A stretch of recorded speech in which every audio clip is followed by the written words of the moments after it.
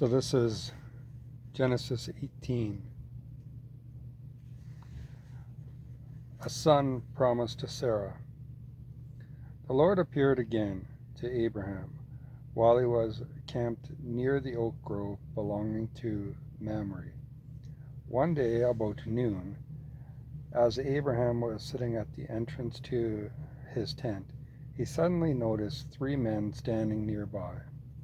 He got up and ran to meet them, welcoming them by bowing low to the ground. "My lord," he said, "if it is pleasing, stop here for a while. Rest in the shade of this tree while my servants get some water to wash your feet. Let me prepare some food to refresh you. Please stay a while before continuing on your journey." "All right," they said, "do as you have said." So Abraham ran back to the tent and said to Sarah, "Quick, get 3 measures of your best flour and make some bread." Then Abraham ran out to the herd and chose a fat calf and told a servant to hurry and butcher it. When the food was ready, he took some cheese curds and milk and the roasted meat, and he served it to the men. As they ate, Abraham waited on them there beneath the tree. "Where is Sarah, your wife?" they asked him. "In the tent," Abraham replied. Then one of them said, "About this time next year I will return, and your wife Sarah will have a son." Now Sarah was listening to this conversation from the tent nearby. And since Abraham and Sarah were both very old, and Sarah was long past the age of having children, she laughed silently to herself. "How could a worn-out woman like me have a baby?" she thought. "And while my master, my husband, is also so old." Then the Lord said to Abraham, "Why did Sarah laugh? Why did she say, 'Can an old woman like me have a baby?'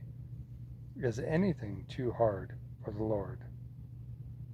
About a year from now, just as I told you, I will return, and Sarah will have a son." Sarah was afraid, so she denied that she had laughed. But he said, "That is not true. You did laugh."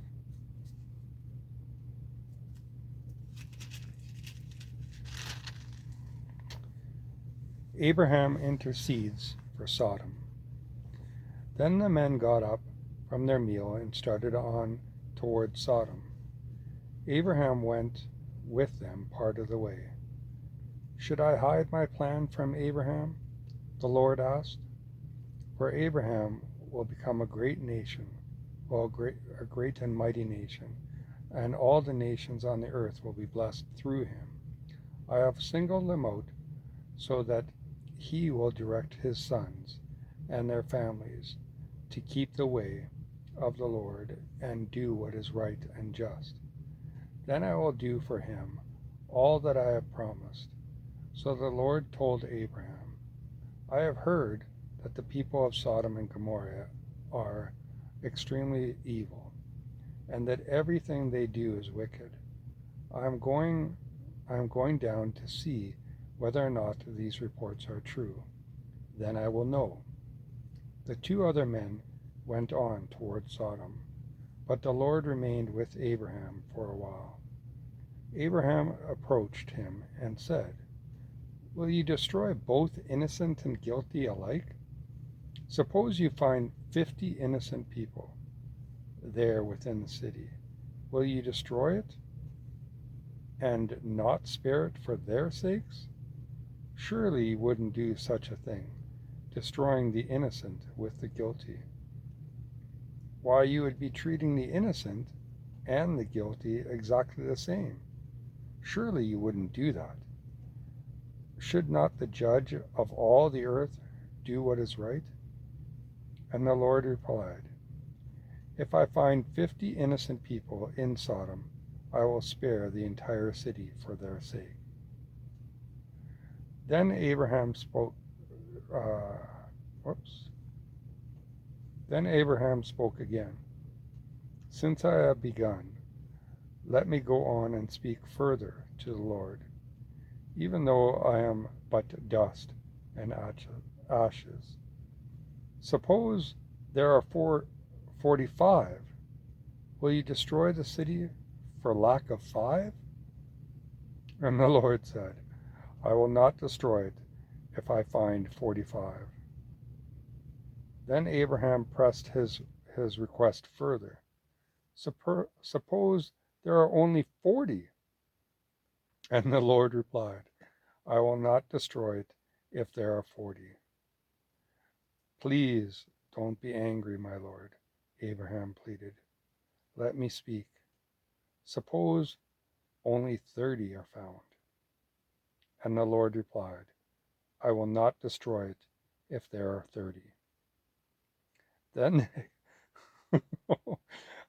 I just laugh at how he keeps trying and trying for less people.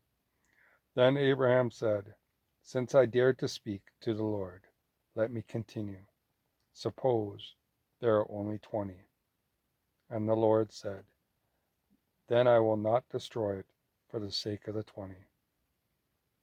Finally, Abram said, Lord, please do not get angry.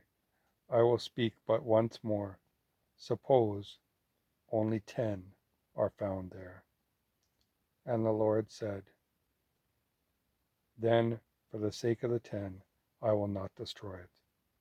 Then the Lord went on his way when he had finished his conversation with Abraham, and Abraham returned to his tent. So just 10. They couldn't find 10 that were worthy, 10 that didn't defile themselves. And it's very sad. And I really feel that that is becoming the state of our world again. In the Bible, it talks many times. It's like there's a cycle. We go from being good or following the Lord to failing and then coming back to the Lord. And it's like we come into the Lord and we go away from the Lord. We come into the Lord and go away from the Lord. And that just seems to be the total way of the world. We swing too far left, or we swing too far right. We swing too far left being typically far away from God, don't need you, God, and then we might get 100% religious and be like everything for the Lord, no compromise, no nothing in that, and but again, often falling back to the side of, I'm going to do this on my own, and there's no rules and all that, and the state of the world is proof that when we go far to the left, it all goes to shit.